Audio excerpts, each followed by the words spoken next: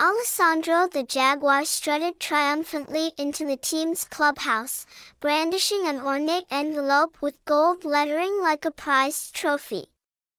"Attention, gentlemen," he called out, his voice booming with excitement.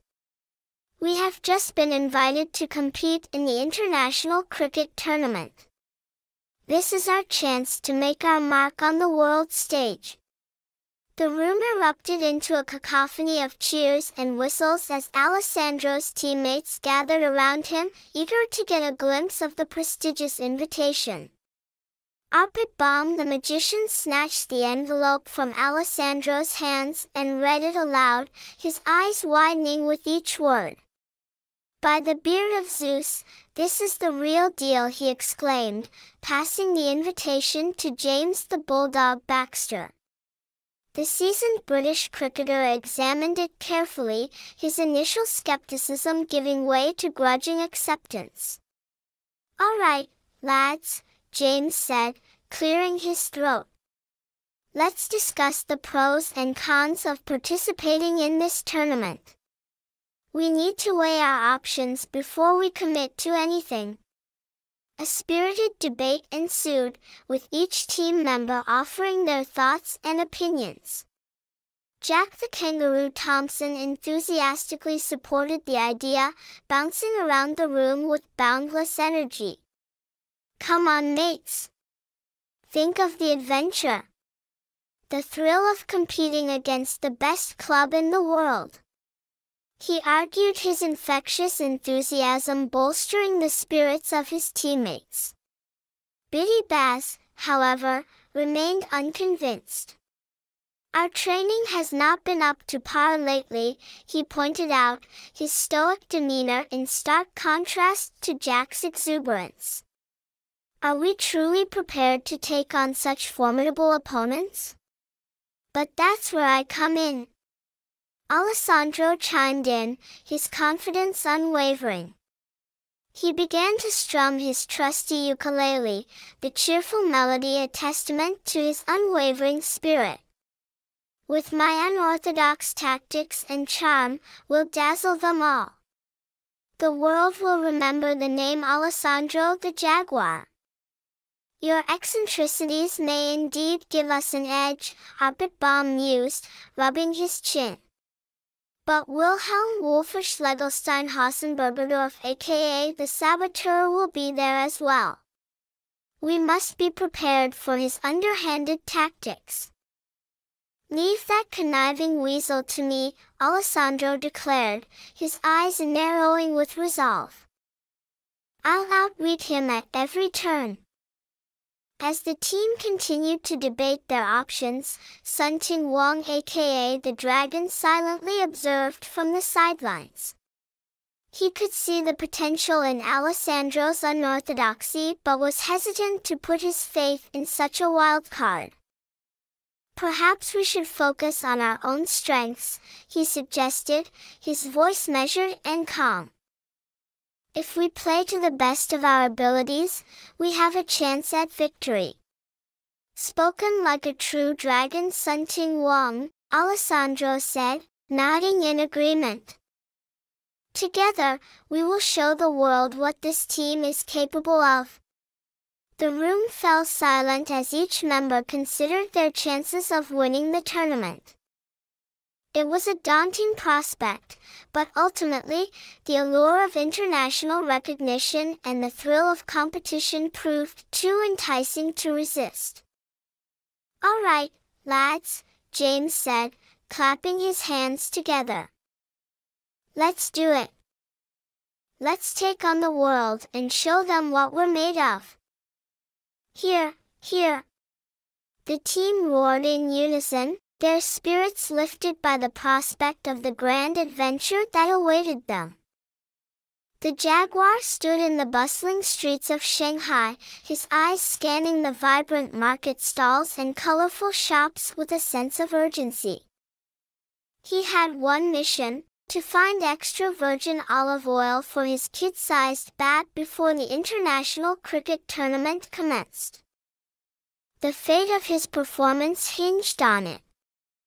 Extra virgin olive oil, he muttered under his breath, weaving through the busy crowd.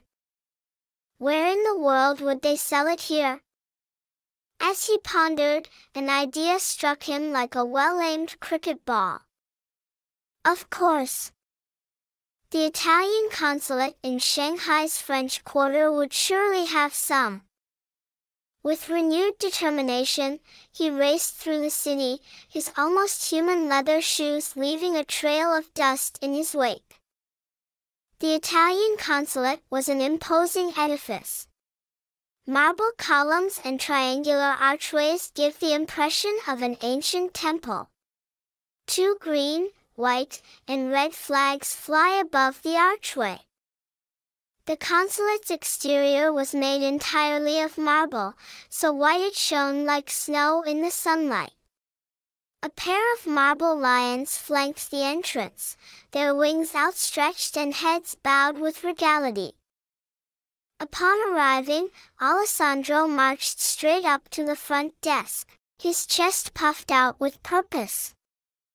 "I demand to see the general consul. It is an urgent matter of national importance."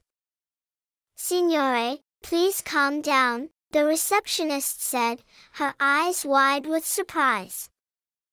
"What seems to be the problem?" "Extra virgin olive oil." He blurted out, his words tumbling over each other in haste. "I need it for my cricket bat. An important cricket tournament starts soon." "I understand," she replied, nodding sympathetically. "I will see what I can do." A few tense minutes later, Alessandro was ushered into the office of the general consul, who looked both amused and intrigued by his unusual request. "You say this olive oil is crucial to your success in the tournament, Signor Alessandro?" "Absolutely, sir." Alessandro insisted, clasping his hands together.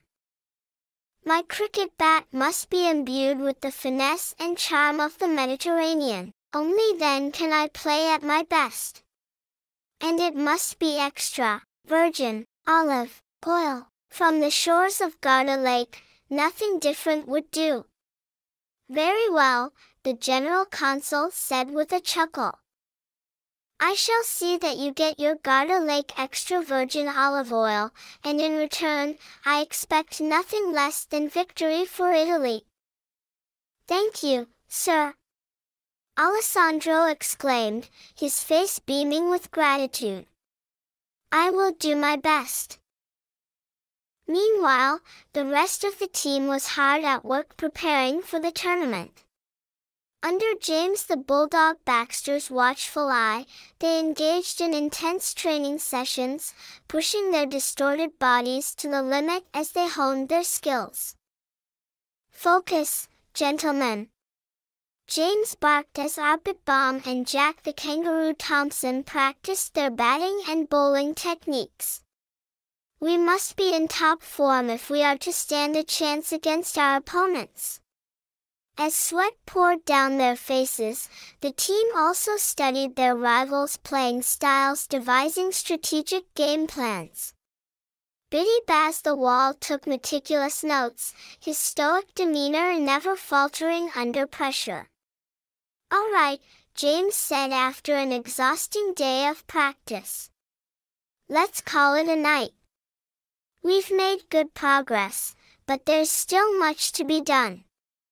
Just then, Alessandro burst through the door, ukulele in one hand and a bottle of extra virgin olive oil in the other. His eyes sparkled with excitement as he serenaded the room, his fingers strumming a lively tune. "Behold!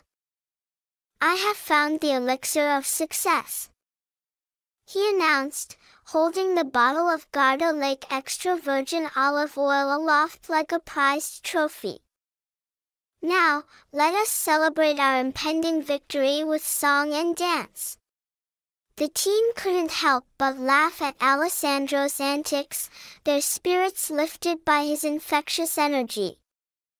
And as they gathered around him, joining in the chorus. They knew that together, they were ready to take on the world, one cricket match at a time.